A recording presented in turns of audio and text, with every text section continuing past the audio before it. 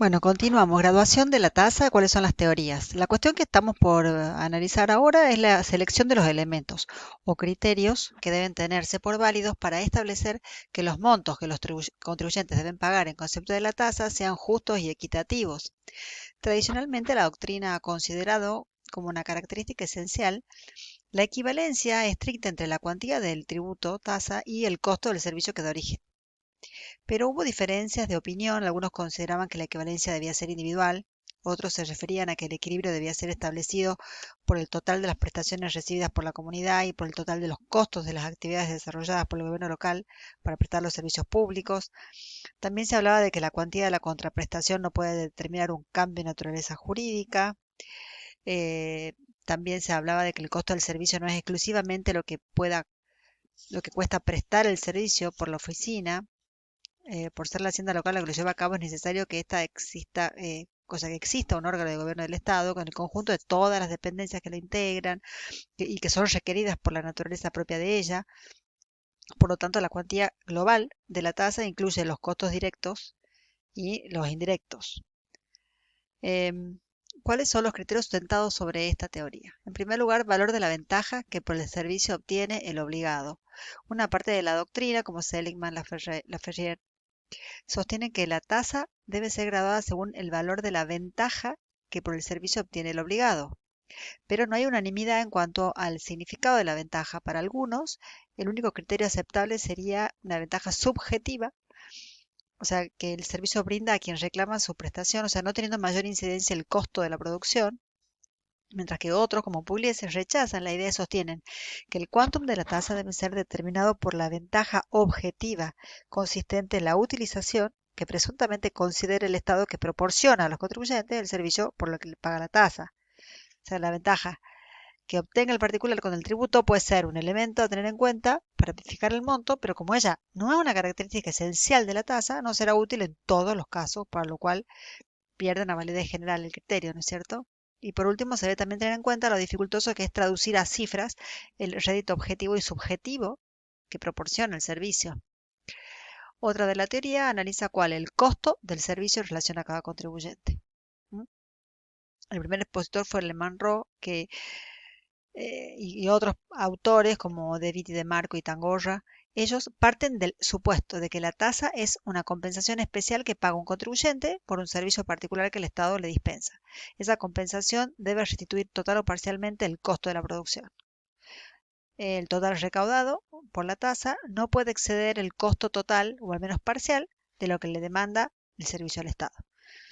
Si vemos las posturas que predominan en cuanto a la naturaleza de los servicios que dan lugar a la tasa, podemos advertir que esto está lejos de la posición que estamos analizando, porque tanto el costo total, además, como el parcial resultan soluciones de imposible aplicación, ya que los autores eh, no dan una explicación cierta, científica, respecto al método para determinar ese costo total o parcial y la forma de distribución entre los contribuyentes. No obstante ello, la posición fue en algún momento aceptada por la Corte, pero sin embargo, ante las críticas adversas hubo de reconocer que la relación entre tasa y costo era aproximada, aclarando que es imposible fijar con exactitud el costo individual de la prestación del servicio.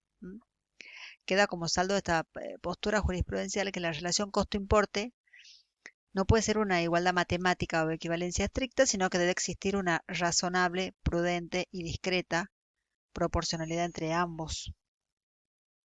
¿Mm? Em,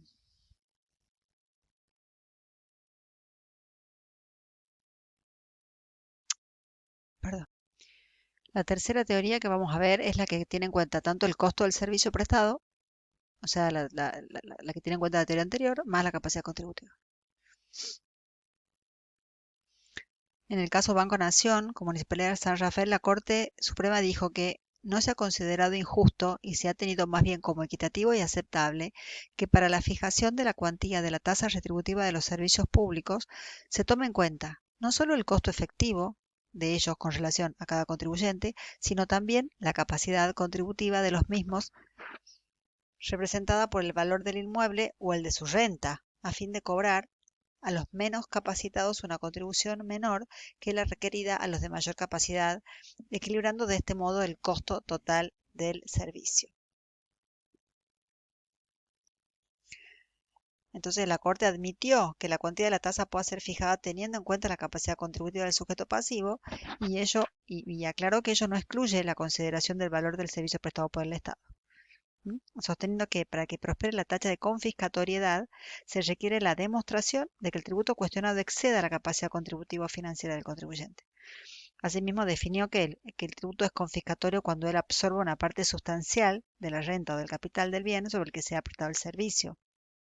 Resumiendo, la tasa sería legítima cuando su cuantía sea determinada en forma razonable y equivalente respecto del costo, siempre que el producto de la recaudación permita financiar los servicios prestados por la hacienda local que originan este tributo bajo los principios de un presupuesto equilibrado.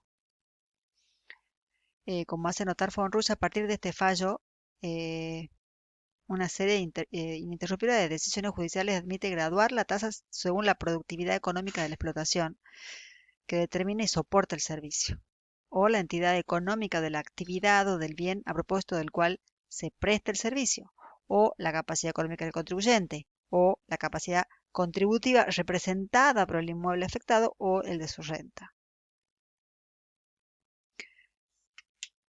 Lo cierto es que la tesis de la proporción entre el costo y el monto del tributo tasa ha determinado por convertirse en una ficción. Por ser la tasa un tributo y por tanto un ingreso financiero del Estado, no puede escapar de las regulaciones básicas del derecho presupuestario. Dentro de ellas, como ya lo hemos dicho antes, se encuentra el principio de unidad, de que todos los gastos y recursos deben ser reunidos en un solo presupuesto, y la no afectación de recursos, que los recursos no pueden ser utilizados para gastos determinados. La tasa municipal requiere para su graduación una prudente y razonable evaluación de la capacidad contributiva del obligado, demostrada por los ingresos obtenidos por la realización de la actividad comercial, industrial o de servicios. Y tenemos una cuarta teoría. Esta cuarta tesis toma en cuenta la capacidad contributiva y la razonable relación entre lo recaudado y el costo total del servicio.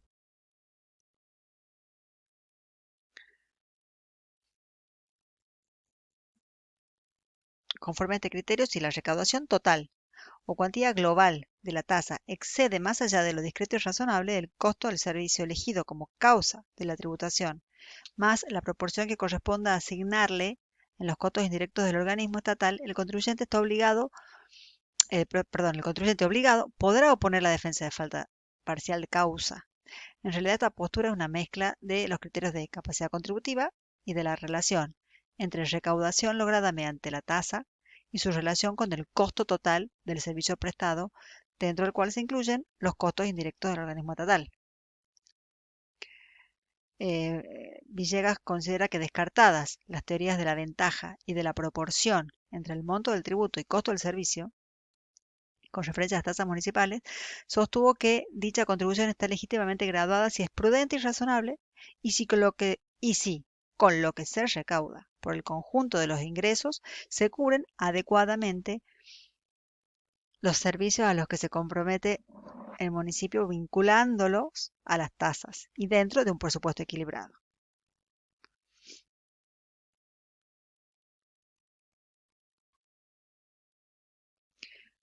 Bueno, ahora vamos a pasar a analizar otros tributos, en este caso contribuciones especiales.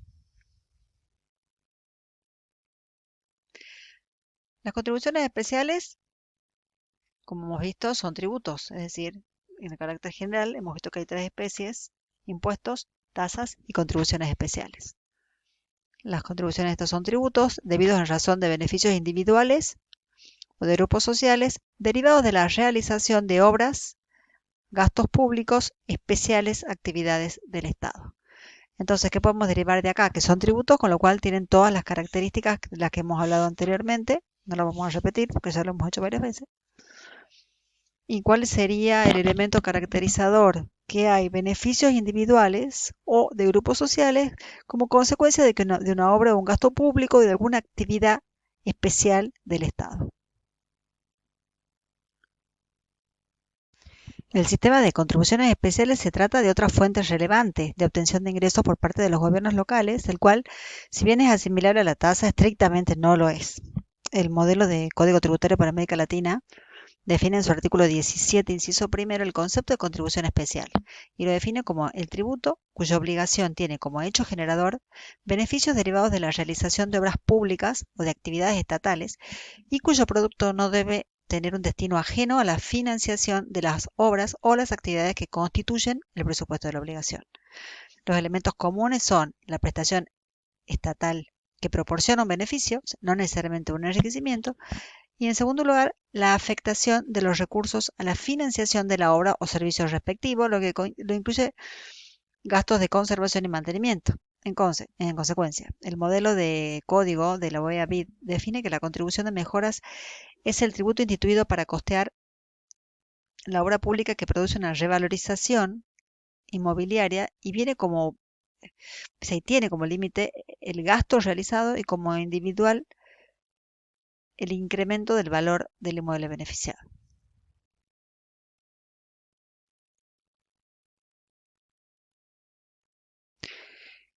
Ese beneficio es el criterio de justicia distributiva particular de la contribución especial, puesto que entraña una ventaja económica reconducible a un aumento de riqueza. Sin embargo, acá vemos que dice que es conjetural. ¿Qué quiere decir? Es irrelevante que en el caso concreto el obligado obtenga o no el beneficio,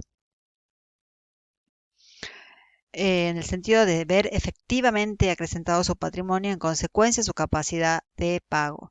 El beneficio se agota jurídicamente en el pensamiento del legislador. Cuando hablamos de las contribuciones de mejoras, son las contribuciones especiales en las que el beneficio del obligado proviene de una obra pública que presuntamente beneficia a dicho contribuyente al incrementar el valor de su o sus inmuebles. ¿Cuáles son los elementos? En primer lugar, la prestación personal, el beneficio derivado de la obra, la proporción razonable y luego hablaremos de cuál es el destino del producido. Prestación personal. Esta deuda pertenece al propietario del inmueble y nace al momento de finalización de la obra. En otras palabras, el contribuyente es una persona. Se hace hincapié en esta circunstancia porque en algunas oportunidades se ha sostenido que la obligación es del inmueble valorizado y no del propietario, lo cual es equivocado.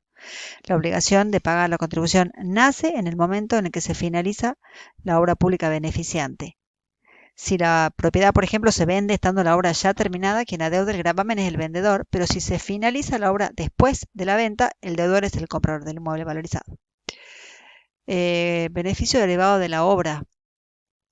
El monto surge de la comparación del valor del inmueble antes y después de finalizada la obra. El monto del beneficio surge de comparar ambos valores y en la práctica es difícil determinar con exactitud ese valor. Las leyes suelen establecer distintos procedimientos para fijar el monto de la valorización. Por ejemplo, está el de la doble tasación, antes y después de la obra, o recurrir a presunciones como la fijación de una alícuota proporcional al valor del inmueble, presumiéndose que esa alícuota es indicativa de la valorización, pero el método más usado es el reparto del costo de la obra entre quienes se consideren beneficiados, lo cual no siempre refleja la verdadera valorización lograda. Después vemos la proporción razonable. O sea, tiene que haber una proporción razonable entre el importe exigido y el presunto beneficio. Las leyes de construcción de mejora suelen establecer 3 pasos. Primero, se especifica cuáles son los inmuebles valorizados por la obra pública. Se establecen bases concretas, como por ejemplo fijación de un determinado límite geográfico, dentro del cual están comprendidos los inmuebles que se consideran valorizados. En segundo lugar, se especifica qué parte del costo de la obra debe ser financiada. Y en tercer lugar, se establece cómo va a ser distribuida esa porción a cubrir entre estos beneficiarios, para lo cual se recurre a parámetros variables. Puede ser, por ejemplo, la diferencia de distancia entre los kilómetros o metros de cada inmueble con relación a la obra. Y el destino del producido hay teorías que dicen unas a financiar la obra y otras que no necesariamente tiene que ser de esa manera. Nosotros hemos visto que el modelo del Código Tributario recoge el criterio de que sí o sí, como característica, tiene que estar destinado a cubrir eso. Pero bueno, Villegas concuerda con Harach en las críticas al modelo y dice que el autor que es inaceptable el requisito de la afectación del producto a la financiación de las obras y en la práctica ello es imposible o inconveniente. así que no estaría